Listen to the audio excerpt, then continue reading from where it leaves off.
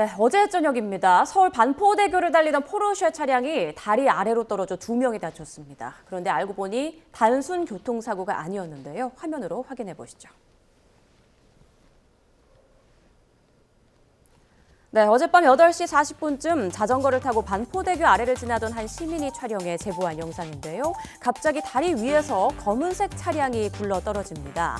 반포대교를 달리던 포르쉐 SUV 차량이 다리 난간을 뚫고 잠수교 북단 근처 한강 둔치로 추락했는데요. 이 과정에서 강변북로를 달리던 벤츠 차량 한 대도 덮쳤습니다.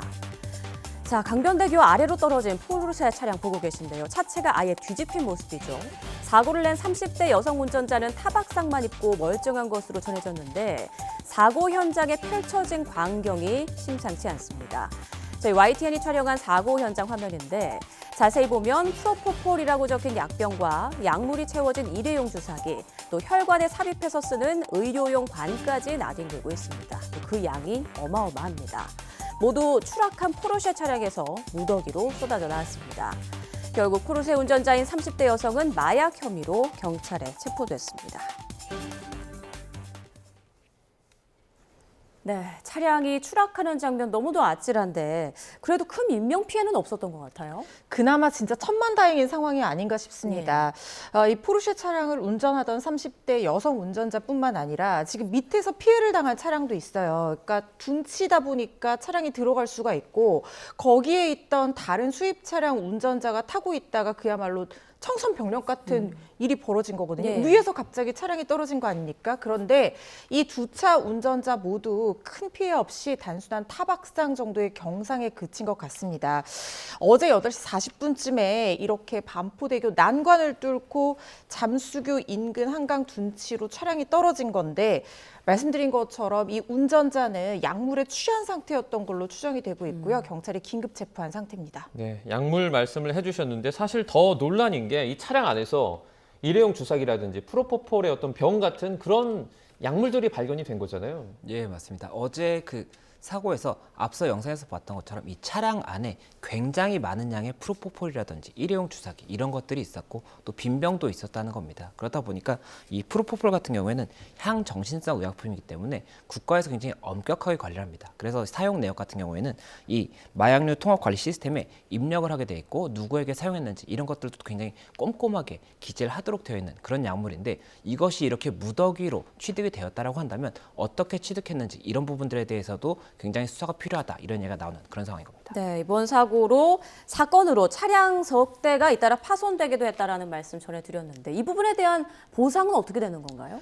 일단 지금 보험사 가입된 게 있을 텐데 이렇게 고의로 음주나 약물에 취한 상태에서 사고를 일으키게 됐다고 하면 이 부분은 몇 년 전까지만 하더라도 일정 부분의 사고 부담금만 본인이 부담을 한다고 하면 보험 처리를 받을 수가 있었어요. 네. 그런데 그러다 보니까 본인이 사실상 이런 거는 충분히 예방 가능한 상황이었음에도 불구하고 자의로 이런 상황을 만든 것이나 다름없게 평가를 할 수가 있는데 이것마저도 보험 처리를 하게 된다고 하면 그 면책의 범위가 너무 과하다고 평가되는 부분이 있었거든요. 예. 경각심도 느끼지 못하게 될 수 있고요. 그래서 이 부분에 있어서는 2022년 7월 이후부터는 이렇게 사고 처리를 보험 처리로 받을 수 없도록 그 혜택을 받을 수 없도록 바뀐 상황입니다. 그렇기 때문에 아마 일단 피해 차량에 대해서 보험사에서 피해 배상은 우선적으로 진행을 해주겠지만 그 부분에 대한 어떤 전체적인 책임은 전액 이 사고 운전자에게 구상 청구될 수 있어서 최종적인 책임은 사고 운전자가 전액 부담할 가능성 매우 높아 보입니다. 네, 이게 이례적인 사건이라서 아마도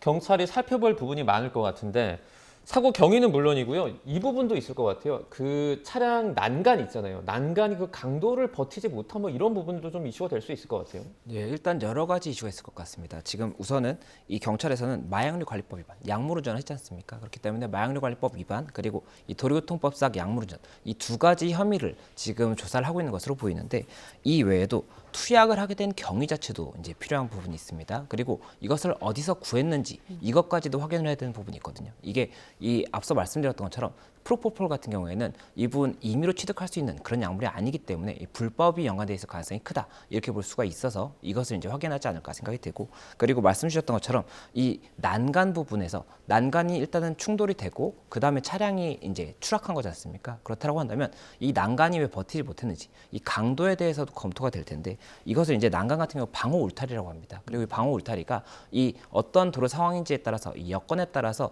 이 강도라든지 이런 것들이 등급이 다 정해져 있는데 이것이 적절하지 못했던 것인지, 아니면은 굉장히 빠른 속도로 이 부분 충돌을 하다 보니까 이 예상 강도보다도 더 강하게 충돌이 있었던 것인지, 이런 부분들에 대해서도 일단은 여러 가지 법적인 쟁점이 있기 때문에 조사가 이루어지지 않을까 생각이 됩니다. 네, 퇴근길이었고 그리고 한강 둔치에는 요즘에 또 날이 풀리면서 시민들이 많이 거닐고 있거든요. 정말 대형 참사로 이어질 뻔한 그런 사고인데 이 여성 약물운전 혐의로 긴급 체포됐습니다. 앞으로 신병 확보라든지 처벌 수위는 어느 정도로 좀 예상해 볼 수 있을까요? 지금 이 약물의 어떤 그 종류라든가 사용 횟수라든가 이런 것들이 아직까지 정확하게 특정된 상황은 아닙니다. 프로포폴 하나만 나왔는데 네.